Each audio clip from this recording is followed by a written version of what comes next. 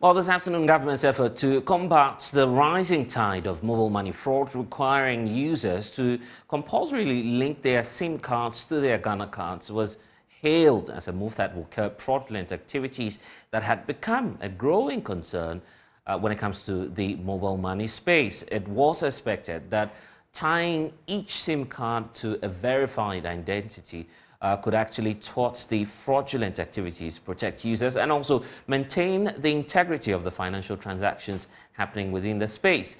This afternoon, as we explore solutions to the situation, we have lined up some experts, victims, and also players within the industry on the rising cases of mobile money fraud. We have a special report detailing the problem and how possibly it can be solved. Mobile money fraud has now become so pervasive. The motive is varied, but the bottom line is to get money from you. These deceptive schemes often commence with a seemingly ordinary text message, characterized by glaring grammatical errors. Spelling errors and poor construction in fraudulent messages might just be a deliberate strategy employed by cyber criminals. When you see the bad spelling, it is not as if they can't spell. Dr. Kenneth Ashigbe, the Chief Executive Officer of the Ghana Chamber of Telecommunications, suggests that the use of poor grammatical constructions by the fraudsters is just an attempt to circumvent their new artificial intelligence-enabled system. The confirm, maybe the R that is there, they will make it an S. They will change a few of the things in there so that once the AI is crawling it, he sees it, it's not what it is that he's looking for. So, but fortunately for us now, we're beginning to use AIs. So what the AIs do is that once they see all of this, they learn. So they start seeing the spelling mistakes that you want to beat them. Other times, these fraudsters will call you with promises to lure you to send them money.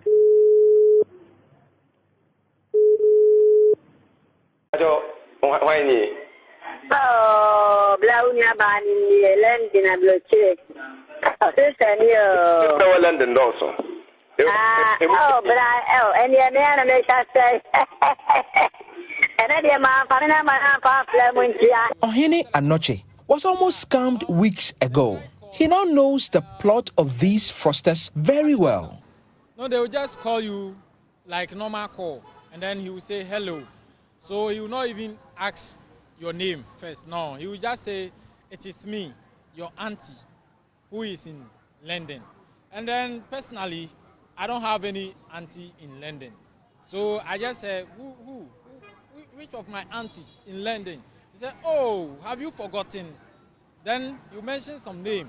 So I just said, no, I don't have any auntie in London. So, yeah. As unsuspecting individuals continue to fall victims to various schemes, the tactics employed by these fraudsters continue to evolve. Someone will just call you and be like, when will I receive the money? Please, I've sent you this money. Can you confirm? And several calls of that, several calls. They were asking me, when am I paying my debt? So I asked, which debt? And then he said the debt I was owing him. The way the person responded again and spoke with me again, I realized it was one of these fraudsters. Like I deposit 1,000 cedis into my account. And the person was calling me, I sent 250,000 cedis into my account. So they have sent 250,000 cedis to your account? To my account. I should withdraw it back to him. Then I went back to check my account and I noticed that, it was a lie. And I bossed up him by giving him some sense into his head. Rose and Okwe have been victims of cyber fraud. And when they called me, they said they've sent me some amount of 400 cedis. So I should check by dialing my PIN. So then I was very curious. My brother asked me not to do it, but I told him, being a good Samaritan, but I didn't know that maybe it's true or it's not true. But the moment I just dialed my PIN code, they just took the money. And later on, I called them to beg them that please, the money was for something important. They should send the money back to me. But they refused. And I called MTN. MTN told me they would get back to me, but nothing. The strange number called me, then he was like, he sent me money, so I should check my account. But after that time, I didn't receive the money. So some few minutes later, the message came from MTN, like it was MTN, like if you receive money from MTN, but it was coming from a Tigo line. So but I was just suspicious, like how will I receive? The person introduced himself as a worker from a telecom company. Yes, that he works at MTN and he sent the money to me. Then, all right, the message came all right as MTN, but it was coming from a Tigo line. So I started reading the message. I realized that there was spelling mistakes and all that from it. So I relaxed. Then he called again that he sends me the money. I checked my account. I should check my account that instantly. And I was like, no, the message you sent was even wrong. And this is not how messages appear from MTN and all that. Then he was pressuring me. Then I should just check my account number. And I was like, no, there's no way I'm checking my account. Because of that, he got bored. They started insulting me. I just hung up. Mobile money operators are not even spared. They will tell you that they want to check, they want to help you with some difficulties that you are facing in the business. For me, they've been calling, but me, the moment you said I'm from MTN, I'll just end the call. I don't listen because MTN has only one number. The modus operandi has, however, evolved over the years. You know, like Tieno Achebu would say, when the hunter learns to shoot without missing, the birds learn to fly without perching. Now, they pose as agents of some of the mobile networks under the guise that you were a lucky winner of a draw. I'm Linda Ofori. Our calls are recorded for education and training purposes. So for detailed understanding, are you okay with the English or should I speak to you in any local dialect? Oh, but you are already communicating in English. You are 28 years. Could you remember the number of years you've also been on a network with this very particular mobile number? I think about 15 or so. Okay, so you are very close. I'm going to remind you of the year you registered the SIM card. So, MTN, we thank you very much. We were asking all these questions to actually survey the network to know how good or bad it's performing. From enticing phone calls promising rewards to posing as mobile network agents, the aim of the scammers is simple. Extract your personal information and use them to later impersonate you. So we have a very nice package for you. And please, with the prices we have for you, have to visit the nearest MTN branch with your valid ID card, that is your Ghana card, to receive your package successfully. So first of all, MTN is giving you 50 cedis airtime for free. You can use this airtime for both local and international calls. Secondly, you're also receiving a 2 gigabyte data bundle. It has no expiry. And finally, Hisense Company Limited. So Hisense is giving you a 2.0 horsepower air conditioning gadget. So please, I would like to confirm your AC numbers. Please, what are your AC numbers over there? What number? Haven't you received any AC number? Your AC code, please. That is 6 numbers, please. Okay, but you said I should tell you what it is. We are verifying it for you, please, so that I can bring it to the office, please. With your Ghana card, that is all, please. But the message says, do not share. Oh, yes, please. We said the message is that you see yellow MTN. Do not share this code with any MTN employee or anyone. Okay? So we are giving reference to that. After verifying for you, no one from MTN will call you again unless you come to the office, and then this will be the message you will disclose to the representative who is going to assist you. About it is that there are basic things. Some red flag. One of the red flags is that you've won something. Red flag. Immediately somebody tells you one, it's a red flag. And that one about I have sent you some number. Another red flag. Some victims, despite their efforts to report incidents of fraud, find themselves faced with a frustrating silence from telecom companies. Complaints lodged against fraudulent activities often go unanswered, leaving victims without the resolution they seek. No, I didn't hear anything. The moment someone calls me like that and I suspect the person to be a fraudster, after reporting them to MTN, I block them. Sometimes if you encounter a problem of that sort, it is difficult to reach out to MTN. Sometimes you can call them for some few minutes, long minutes, they will not even pick. So looking at the stress you go through, you just say, okay, since they did not able to take anything from me, let me end it there. No, they only said I should call in 24 hours. And within that 24 hours, I called again and they said they can't do anything about it. And I got angry and hung up the call. To cure this, government has since 2022 made it compulsory for every SIM card user to link it to their Ghana card for one major reason. By tying each SIM card to a verified identity, government sought to create a system that could thwart fraudulent activities, protect users, and maintain the integrity of financial transactions. The need for re-registration of SIM cards is obvious. There's a lot of cyber crimes that are committed by people on our networks with our mobile money system. There's a lot of impersonation, identity theft out there. So for security reasons, it is imperative that we register our SIM cards. People of all ages endured days of frustrating queues to obtain their Ghana card, the mandatory document for the SIM card re-registration exercise. Today is my 5th time. Now I was here. Today my last day I came. I don't know what is going to happen to me today.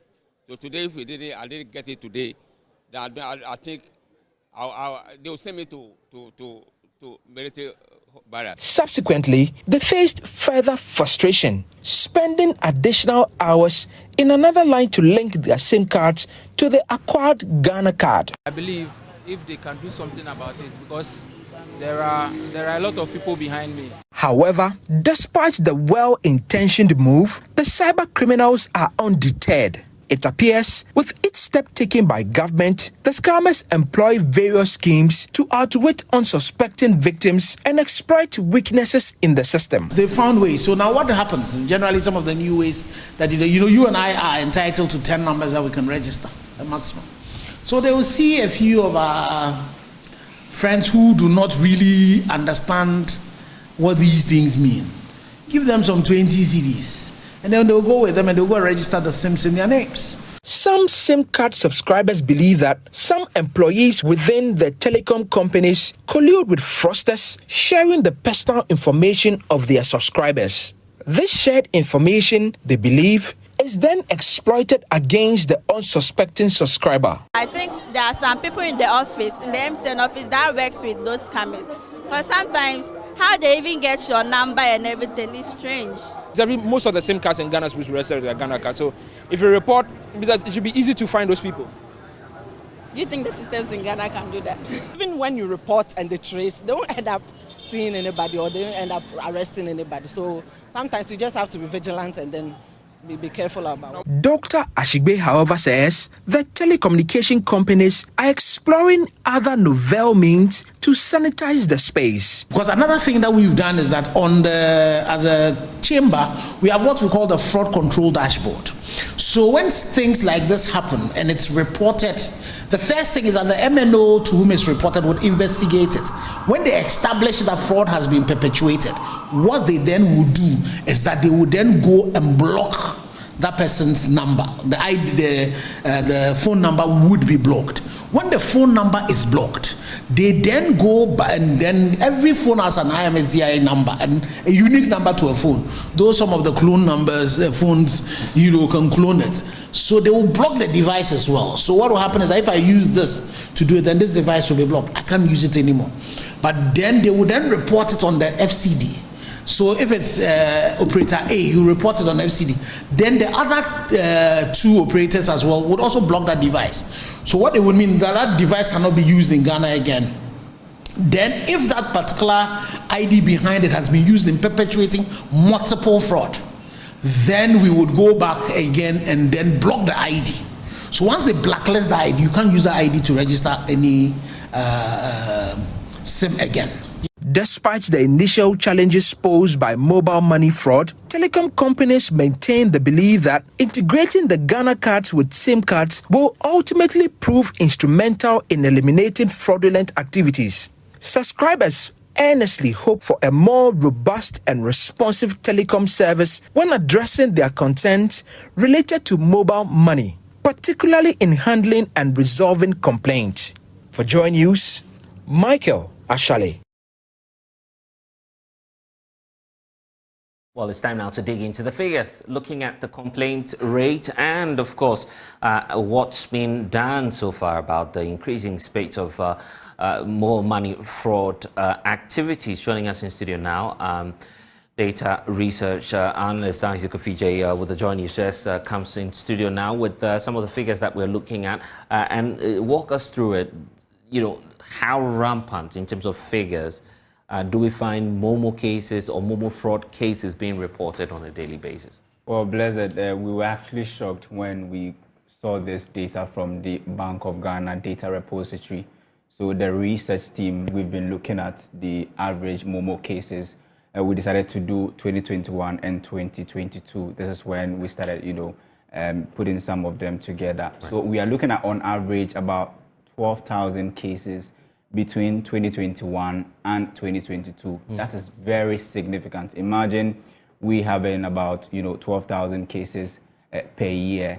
Now, in terms of the amounts involved, if you do the analysis, you realize how much people are losing as a result of some of these mobile money, fraud. So in 2021, for instance, if you can show that on the touch screen, we had about $14.3 million involved in mobile money, fraud, and we lost 12 million of them, 14 million involved, and you have about 12 million lost. Then in 2022, 14.3 million now moved to 27 million. You can see there about 88.8% increase there just between a year, 365 days, where amount involved was 27 million Ghana cedis. We lost 26 million Ghana cedis. It means that a lot of them, about 90% of the amount involved, could not be recovered. If you compare the amount lost between years, from 2021 to 2022, you see a rise of about 117%. Now, I am taking you to the Bank of Ghana summary data, and you realize how important the mobile money business has become in terms of being a component of our economy. So, for instance, you have about, as of October 2023, you have about the registered mobile money accounts in Ghana was around 53.8 million. Registered mobile money accounts in Ghana, 53.8 million. That's a registered amount number. If you look at the active mobile money account, that 53.8 million registered account now decreases by close to half to now 20.2 million. It tells you that a lot of people have registered mobile money, but they're actually not using it. And some of these people could be fraudsters, you get it. And then also you look at the active mobile money account. That's what we talked about, 20 as against the registered 53. Then the registered agents are now hovering around, 670,000. Then comes to why the mobile money business is attracting a lot of fraud, because it's now becoming a very big market. The total number of transactions as of October 2023 last year, it was around 480 million Ghana cedis. That's the total number of Momo transactions we did in Ghana between in 10 months. 480 million transactions. And this resulted in a total value of transaction worth 100.2 billion Ghana cedis. That's about $1 billion. So you realize why it is attracting people and why it has become so important for us to put some of these measures in place to make sure that people are not losing their monies, because it's become the easiest way to transfer money. You get it. And you have people complaining about the MTN system and all of those things, where we have a Bank of Ghana report actually categorically stating that about majority of the mobile money fraud actually comes from that angle. The indication from the National Identification Authority is that, with the synchronization of the Ghana card to your SIM card, of course, once you get that process through, they will be able to track, of course, the identity, biometric details of any individual that may be engaged in these fraudulent calls. How come that we're not able to, successfully track down these people, and that the BOG report continues to flag these activities? Well, so you find that people have found ways and means to go past the system. Right. Just like the way people have used ways and means to evade the e-levy. As simple as that. Right. And we have fraudsters who are using fake identification, not fake, as in they are not using the real identification to do the actual registration of their SIMs. So people get shocked when they do that simple check to see the number of, let's say, contacts registered with their identification, and they realize that there are about 5 or 6 accounts linked to your Ghana card that you are not even aware of. And you have people just going to the vendors and they just buy a SIM and they say, oh, I don't have a Ghana card. So, oh, make me a register, man. They say, oh, pay some small amount, let me do it for you. And there are others who, when you go and register your SIM, we have reports that people are now taking people's identifications and now selling to other people as a result of that.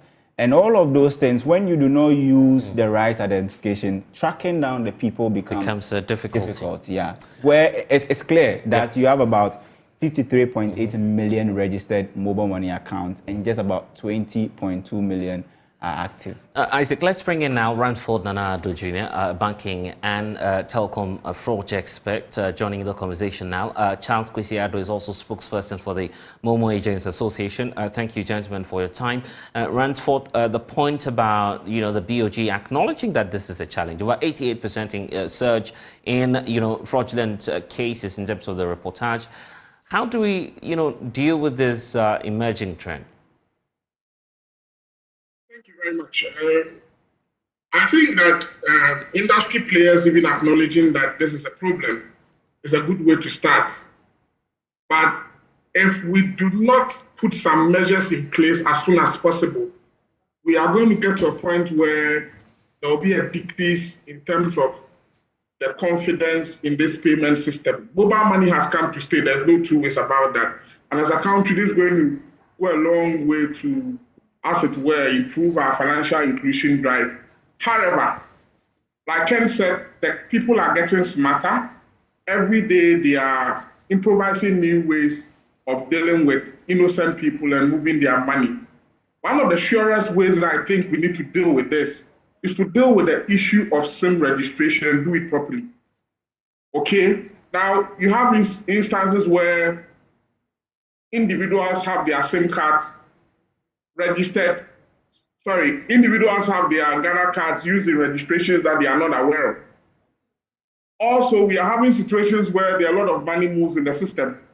People register SIM cards and give it to fraudsters without even knowing what the fraudsters are going to do with it. And at the end of the day, you can't track these fraudsters because there are people who are not aware of the consequences of using their IDs to register for SIM for people. That is where awareness is the surest way to go. I do not think that we have done much in terms of fraud awareness on this mobile money fraud. Now, when M-Pesa started in Kenya, they had similar issues or even worse, but there was a very intentional effort to make sure that they'll bring down the figures. Now, looking at over 86% increase from the BOD statistics, I wouldn't be surprised at all to know that even the rate of reporting, only few people will be reporting because the people you interview said that when they report, nothing is being done about it. Therefore, the interest to report may not be there, but the figures may even be higher than this. What we need to do is to sit down and have a stakeholder forum where we need to answer the questions of one, who bears liabilities of these things? Customers take some of the responsibility.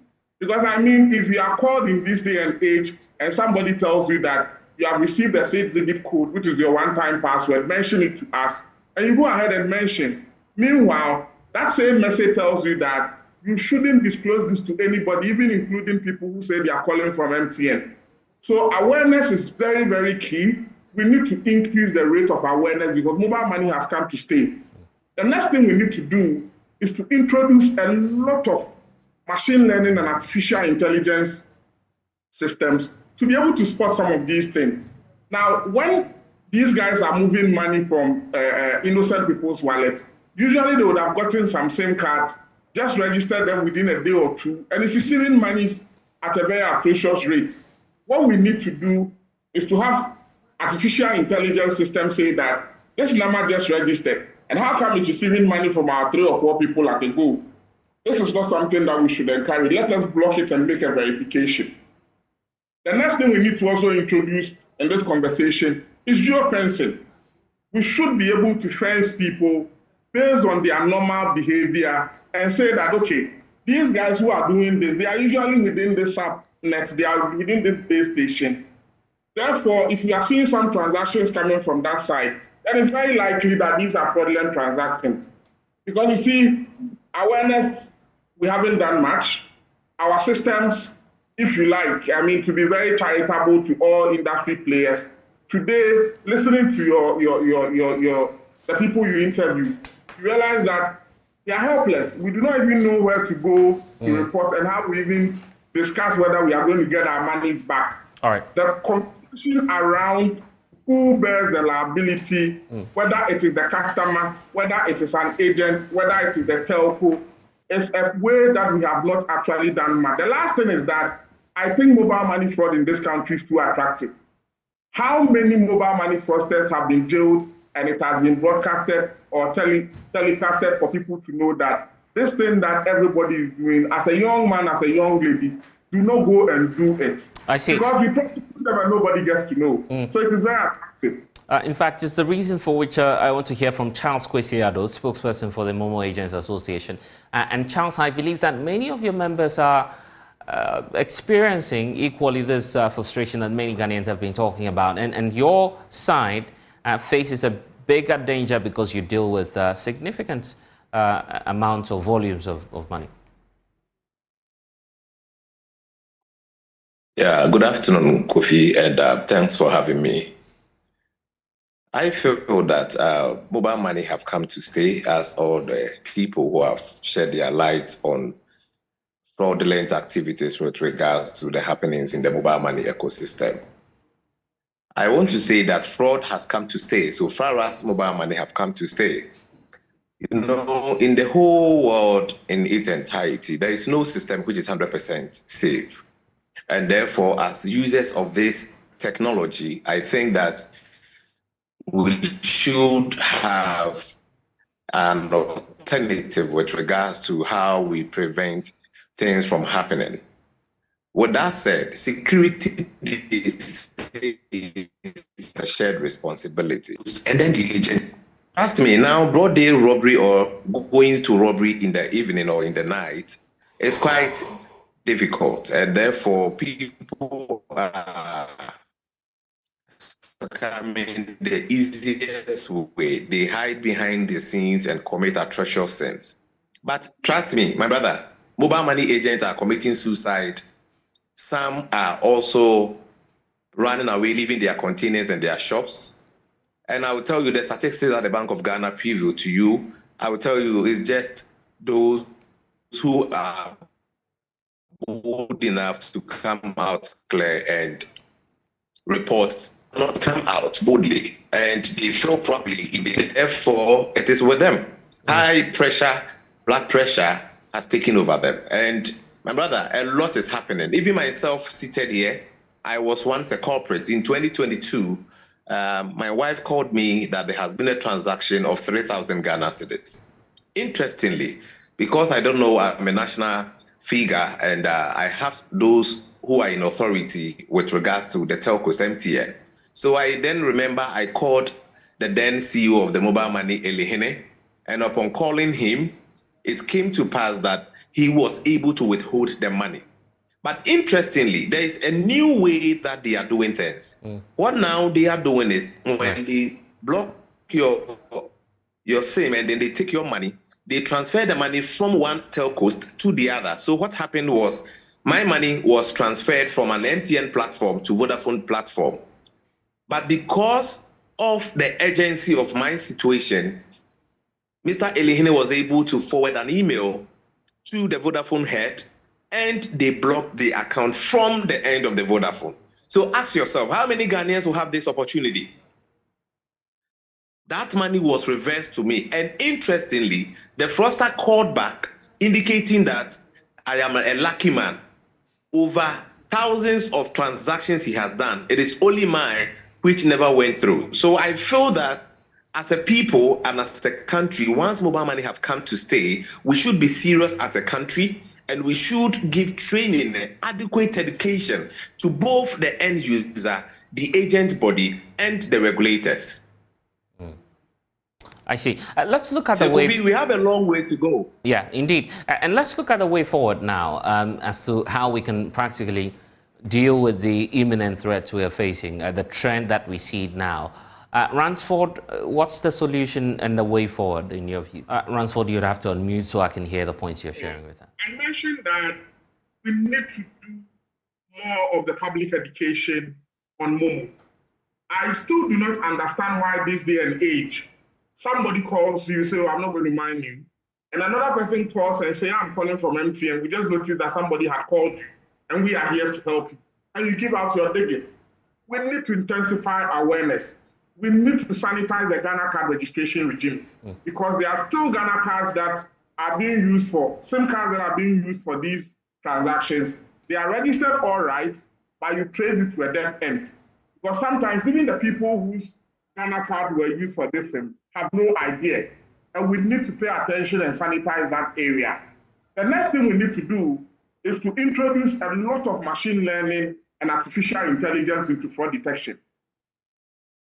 This day and age where things are getting automated, fraud detection cannot be manual.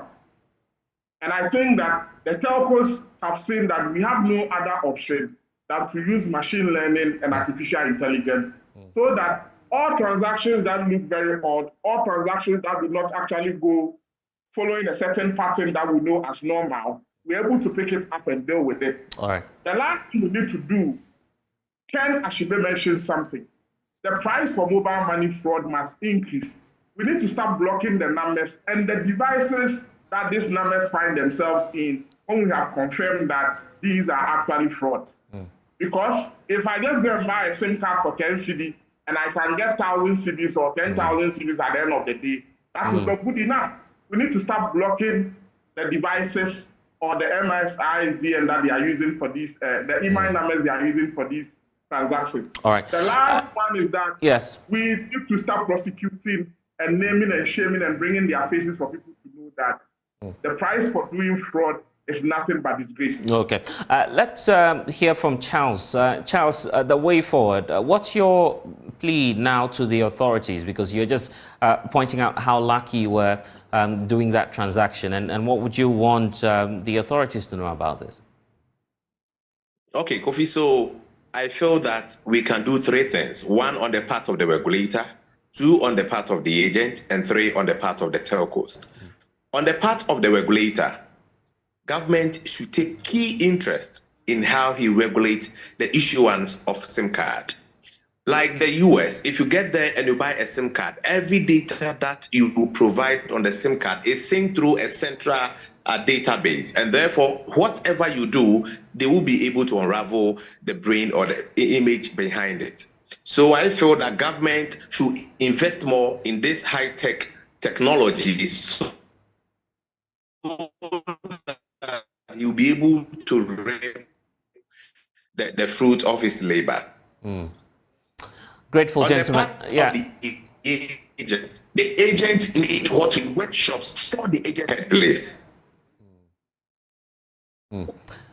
Yeah, we seem to have lost connection to Charles Kwesi Addo there, but thank you. Point well made, and also grateful to all of you for joining the conversation. Some of you have also been sending through your message. Uda Fatal from Upper West, Upper East region says that I think the issue of the SIM card registration will not solve this problem because I did mine, but of course they took my money. To me, those working with the MTN and other companies would have to deal with this. Philip from Cape Coast also pointing out that he's a victim of Momo fraud, and the major problem in his view is one of the telcos, and of course raising concerns as to how come these telcos continue to allow customers to of course contact these agents and to deal with some of the transactions. These are some of the messages you've been sending through to us here on the Pulse, and it's a good time to look at some other stories coming up shortly. For you, let's get to that now because the 2023 FinTech report has been released, and it definitely is indicating that cyber fraud, such as credit card fraud, identity fraud, or romance fraud, remains the most prevalent form of cybercrime in Ghana. Significantly, it said that the financial sector has become particularly attentive and also an attractive target for hackers who exploit vulnerabilities in online banking systems. So let's get more on this. Joining us now is Richard Nukwe. Nukwe is the Vice President for Legal and Strategy at the Ghana FinTech and Payment Association. Thank you, sir, for spending some time with us. Very sad, trajectory there for our country. But the topmost concern for you is for us to deal with this problem. Where do we start off from? I think that and good afternoon to your viewers. I think that the biggest motivation has been how to make quick money. So ultimately, if we want to deal with this problem, we must be looking at dealing with the root cause. And in dealing with the root cause means that those who are engaged in these activities must have some economic activity that they are engaging for immediate rewards. So it has a wider implication on how our economy and society had made available jobs for young people today. That notwithstanding, it also presupposes that companies and individuals as consumers must take initiatives personally to ensure that they also do not, out of greed, be complicit in some of these schemes.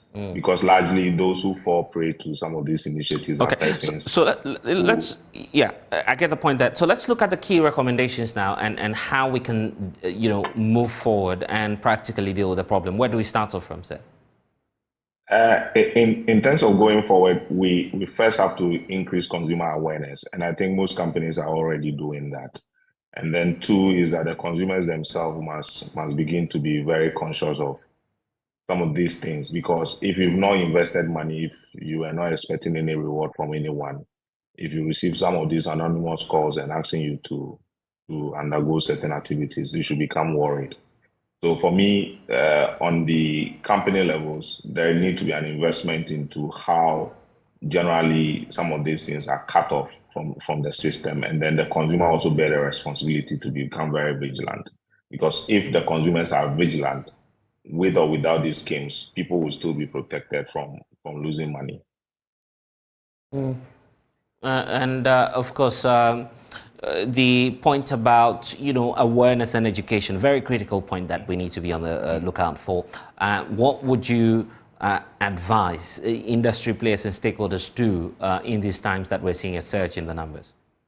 I think that one of the things we need to do is to begin to simplify innovations.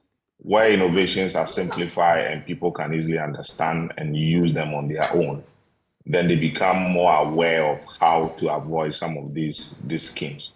So innovators must undertake to simplify innovations, make them very user-friendly, and also allow for persons largely who are uneducated to be able to participate in this innovation. Because once that is done, then individuals can take into their own hands the responsibility to ensure that they don't fall victim to some of these things. All right, grateful for your time, Richard Nukwe here on The Pulse. And of course, we understand that the Bank of Ghana has also put out a notice cautioning the public that never send a picture of your Ghana card or any of your bank cards as well, either debit, Visa, MasterCard, via WhatsApp to anyone at all reporting to be from your bank. If in doubt, all you need to do is to contact the bank and your relationship manager directly. Beware, as the Ghana Association of Banks is also warning this afternoon here on The Pulse. We'll be right back.